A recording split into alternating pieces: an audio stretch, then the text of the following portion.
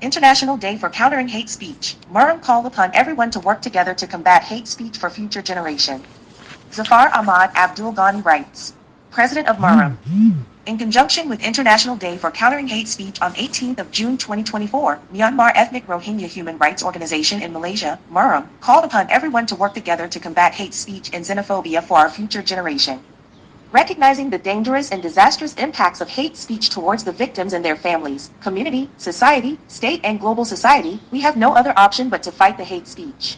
As a victim of fake news and hate speech in 2020, I received tremendous death threats, threats of physical violence, harassment, insults, and my dignity was stripped off. All these led to trauma, depression, restriction of movement, denial of livelihood, and restriction on my capacity as a human rights defender. I must emphasize that the impact of hate speech is permanent. Hate speech destroys an individual person, their family unit, community, society, state, and the global society as it anchors hatred, violence, distrust, and disrespect. With the advancement of social media, hate speech spread massively without boundaries, without thinking of the dangerous impact on the victims and their families, and without thinking the long-lasting trauma victims had to suffer without protection and justice. Most of the time, the perpetrators of hate speech go scot-free without accountability, leaving behind victims without support, protection, and justice. Hate speech is a crime as it leads to violence and hate crime. Hate speech can kill people. Hate speech and hate crime is equal to crime against humanity. Therefore, it is crucial to combat such crime for our future generation. We welcome the call made by the UN Secretary-General Antonio Guterres to empower youth to combat hate speech. I would like to emphasize that we must empower babies even before they are born to this world. As babies learn to recognize words in the wombs, it is very crucial to reflect on what we have done wrong in the past, and this is the time to correct it for our future generation. Recognizing the main source of the hate speech is social media platforms and mass media among others, we really hope they make fair assessments on the impact of their content not only to the victims but also to the society and the state before publishing the contents. We still observe that some media narratives are promoting hate speech and xenophobia against refugees and migrants. This is very dangerous as it leads to violence and hate crime against the affected communities.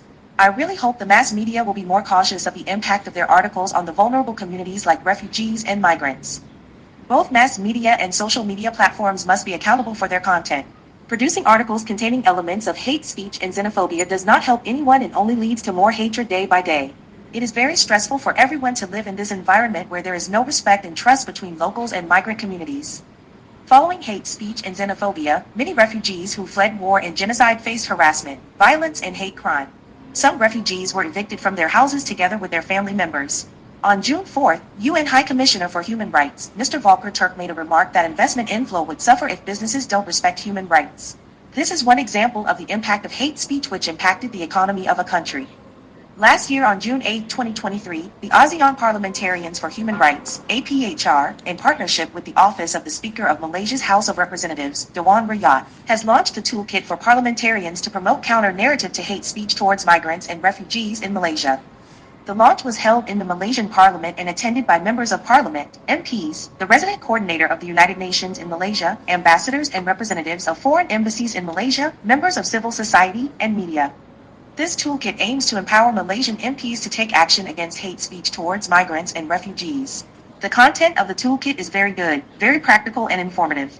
The toolkit provides a clear pathway for MPs to counter hate speech and xenophobia against refugees and migrants. However, it was not utilized to serve its objective. The toolkit is a great resource to mitigate the impact of hate speech and xenophobia against refugees and migrants, but it was not utilized by the MPs while the affected communities are struggling facing the hate speech and xenophobia on a daily basis. We thank APHR who made lots of efforts to develop this very useful toolkit with lots of resources. However, by not utilizing this toolkit it will be wasted. Therefore, we must find a way how this toolkit can be used by the MPs effectively to counter hate speech, as hate speech and xenophobia is still ongoing. Recognizing hate speech towards refugees and migrants has been increasing in many countries in different regions. We urge the Member of Parliament to discuss this issue in the Parliament to avoid the negative and dangerous impact on the affected communities. MPs in their constituency must engage with the locals, refugees and migrants to identify issues and find solutions to it. Efforts must be initiated to foster mutual understanding and respect between locals, refugees, and migrants. Today, we call upon the United Nations, EU, ASEAN, media, CSOs, and the international community to focus on prevention of hate speech. On top of this, it is very crucial to prosecute the perpetrators of hate speech due to the disastrous impacts. We must put proper mechanisms to protect the victims of hate speech and their families as well as the affected community. Hate speech is a threat to democracy and therefore it must be fought till the end of our lives. The root causes of hate speech must be dealt with and a strategic solution must be drawn. It is crucial to educate parents and our society on the impacts of hate speech. It is our responsibility and accountability to prevent hate speech, to combat hate speech, and to protect the victims of hate speech regardless of their race, religion, status, gender, age, etc. We must emphasize that the enactment of hate speech law is a crucial step to prevent hate speech and to protect the victims of hate speech. Without the law, we will continue living in hatred without trust and respect towards one another. The vulnerable communities such as refugees and migrants will continue to become victims of hate speech without protection and justice. Society will start thinking it is perfectly fine to conduct hate speech against refugees and migrants. This only creates a hostile environment and disrupts the peaceful existence between locals and migrant communities. While the Rohingya in Arakan State at Rakhine State have been killed and trapped in Buaidong and Mongda Township, the hate speech continues against the Rohingya, leaving us without support, protection, and denial of humanitarian aid and justice. Merhrom urges the United Nations, EU, and ASEAN to advocate more on combating hate speech with its member states, media, social media platforms, CSOs, FBOs, CBOs, and the global community. We must have a political will to combat hate speech against refugees, migrants, and other vulnerable communities. Combating hate speech is a crucial step to promote a peaceful environment between locals, refugees, and migrants, which is crucial for our future generations.